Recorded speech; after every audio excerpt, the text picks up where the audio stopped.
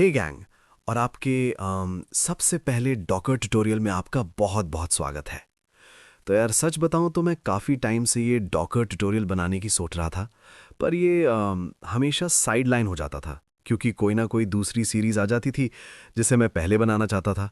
लेकिन अब मैंने डिसाइड किया है कि इसे वो पूरा अटेंशन दिया जाए जिसका ये हकदार है, और इसीलिए मैंने इंफ्रा कोड लैब्स पर ये क्रैश कोर्स तैयार किया है। देखो, डॉकर उन चीज़ों में से एक है जिसे अक्सर नए डेवलपर्स शुरू शुरू में इग्नोर कर देते हैं, क्योंकि पहली नज़र में ये समझना थोड़ा मुश्किल होता है कि भाई हम इसका इस्तेमाल कर ही क्यों रहे हैं। पर यकीन मानो, इसमें अपना थोड़ा टाइम लगाना बिल्कुल वसूल है, क्योंकि ये आपके अकेले के काम को, या अगर आप किसी टीम में हो तो एप्लीकेशंस को मैनेज करना बहुत ही आसान बना देता है। और ये सब करता कैसे है? ये इस्तेमाल करता है जिसे हम कंटेनर्स कहते हैं, ताकि एप्लीकेशंस को कंप्यूटर पर एक बिल्कुल अलग माहौल में चलाया जा सके। जैसे कि मान लो कोई नोड एप्लीकेशन है, या कोई रिएक्ट ऐप है, या शायद मोंगोडीबी की कोई सर्विस, या फिर कुछ और ही जैसे कोई पाइथन एप्लीकेशन।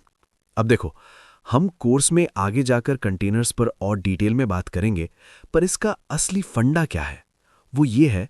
मान लो मैं एक डेव टीम में हूं और मैं नोड जेएस एनवायरनमेंट में एक ऐप बना रहा हूं, और मुझे नोड का जो वर्जन उस ऐप के लिए चाहिए था वो एक बहुत ही स्पेसिफिक वर्जन था, जिसमें एक ऐसा फीचर था जो मुझे इस्तेमाल करना ही था।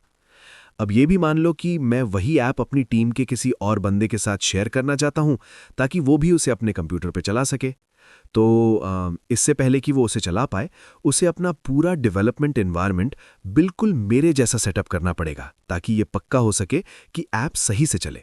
उदाहरण के लिए, उसे वही सेम नोड जेएस का वर्जन डालना होगा जिसकी ऐप को ज़रूरत है। उसे प्रोजेक्ट की सारी डिपेंडेंसीज भी इंस्टॉल करनी होंगी, और एनवायरनमेंट वेरिएबल्स जैसा सारा कॉन्फ़िगरेशन सेट करना होगा, ताकि सब कुछ उसी तरह काम करे। तो मतलब सिर्फ एक ऐप को दूसरे कंप्यूटर पे चलाने के लिए ही एक अच्छा खासा लंबा सेटअप प्रोसेस होगा।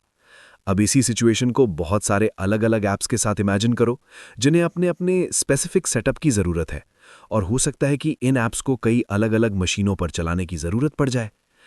खैर, इसका मतलब तो ये हुआ कि हर बार जब हम कोई अलग ऐप चलाना चाहेंगे तो बहुत सारा सेटअप करना पड़ेगा, जिसके लिए एक अलग माहौल चाहिए होगा। यहाँ तक कि हमारे खुद के लैपटॉप पर भी, क्योंकि अलग अलग ऐप्स को नोड, पाइथन या पीएचपी के अलग वर्जन चाहिए हो सकते हैं। और भाई यहीं पर डॉकर और ये कंटेनर्स काम आते हैं। तो आप अभी के लिए कंटेनर को एक बॉक्स या एक पैकेज की तरह समझ सकते हो, जिसमें सब कुछ है जो हमारे ऐप को चलाने के लिए चाहिए। मतलब सारा सोर्स कोड, डिपेंडेंसीज, सही रन टाइम एनवायरनमेंट और वर्जन वगैरह। और ये कंटेनर फिर हमारे ऐप को हमारे कंप्यूटर की बाकी चीज़ों से बिल्कुल अलग होकर चला सकता है। तो फिर इस बात से कोई फर्क नहीं पड़ेगा कि आपके कंप्यूटर पे पहले से कौन सा नोड या पाइथन इंस्टॉल्ड है, क्योंकि ऐप को जो कुछ भी चाहिए वो कंटेनर के अंदर ही है, एकदम सेट, फिक्स और अलग माहौल। बस एक ही चीज़ जो मुझे या इन कंटेनर्स को चलाने वाले किसी को भी अपने कंप्यूटर पर चाहिए होगी, वो है इन कंटेनर्स को मैनेज करने के लिए डॉकर। और यही डॉकर का असली दिल है। ये कंटेनर्स को मैनेज करने का एक टूल है। तो फिर से कहूँ तो ये डॉकर और कंटेनर्स क्या है, उसका एक छोटा सा ओवरव्यू था। हम बाद में और डिटेल में देखेंगे कि ये काम कैसे करते हैं, और ये भी कि ये सर्वर पर ऐप डालने के काम को कितना बेहतर बना देते हैं, क्योंकि जिस तरह ये कंटेनर्स आपके या किसी और के कंप्यूटर पर चल सकते हैं, उन्हें सीधे आपके प्रोडक्शन सर्वर पर भी डाला जा सकता है। और इस तरह आपको सर्वर को अलग से कॉन्फ़िगर करने की ज़रूरत नहीं है, क्योंकि सारा सेटअप तो पहले से ही कंटेनर में है। अब आप सोच रहे होंगे कि भाई वर्चुअल मशीन्स के बारे में क्या वो ये प्रॉब्लम सॉल्व नहीं कर सकती? और हाँ, वो कर सकती हैं, पर कुछ फ़र्क है जो कभी-कभी कंटेनर्स को एक बेहतर ऑप्शन बना देते हैं।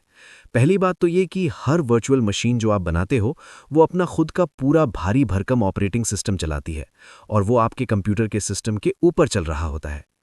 पर कंटेनर्स ऐसा नहीं करते। वे आपके कंप्यूटर के ऑपरेटिंग सिस्टम को ही शेयर कर लेते हैं, इसलिए वो वर्चुअल मशीन्स के मुकाबले बहुत ज़्यादा लाइट वेट होते हैं और भारी नहीं लगते। इसका मतलब ये भी है कि वो शुरू होने में बहुत तेज़ होते हैं और आपके कंप्यूटर की रैम भी कम खाते हैं। अब देखो, कंटेनर्स में एक छोटे लेवल का ऑपरेटिंग सिस्टम तो होता है, पर वो अंदर ही अंदर आपके कंप्यूटर का ही इस्तेमाल करते हैं। तो कुल मिलाकर कंटेनर्स वर्चुअल मशीन से बहुत ज़्यादा हल्के और तेज़ होते हैं, हालांकि दोनों एक ही जैसी प्रॉब्लम सॉल्व कर सकते हैं। और कभी-कभी ऐसा भी होगा जब आप कंटेनर के बजाय वीएम को पसंद करोगे, तो ऐसा नहीं है कि एक हर चीज़ में दूसरे से बेस्ट है। खैर, जो भी हो, अब हमें एक आइडिया मिल गया है कि डॉकर और कंटेनर्स क्या है। अगला स्टेप है डॉकर इंस्टॉल करना और उसे यूज़ करना। हम अगले लेसन में वही करेंगे, पर उससे पहले मैं इस वीडियो को कुछ छोटे पॉइंट्स के साथ खत्म करना चाहता हूँ। तो पहली बात, इस कोर्स को शुरू करने से पहले आपको वेब डेवलपमेंट का थोड़ा बहुत एक्सपीरियंस होना चाहिए। शायद आपने नोड ऐप्स बनाई हो या रिएक्ट साइट्स बनाई हो। कुछ बहुत ज़्यादा हाई-फाई नहीं, पर आपको वेब डेवलपमेंट की बेसिक समझ होनी चाहिए। इस सीरीज में मेरे कोड एग्जाम्पल्स ज़्यादातर नोड और जावास्क्रिप्ट के होंगे, तो अगर आप उनके बारे में थोड़ा पहले से जानते हैं तो फ़ायदा होगा, जैसे कि एक सिंपल एक्सप्रेस ऐप कैसे बनता है या नोडमॉन कैसे यूज़ करते हैं। पर यह कोई ज़रूरी नहीं है।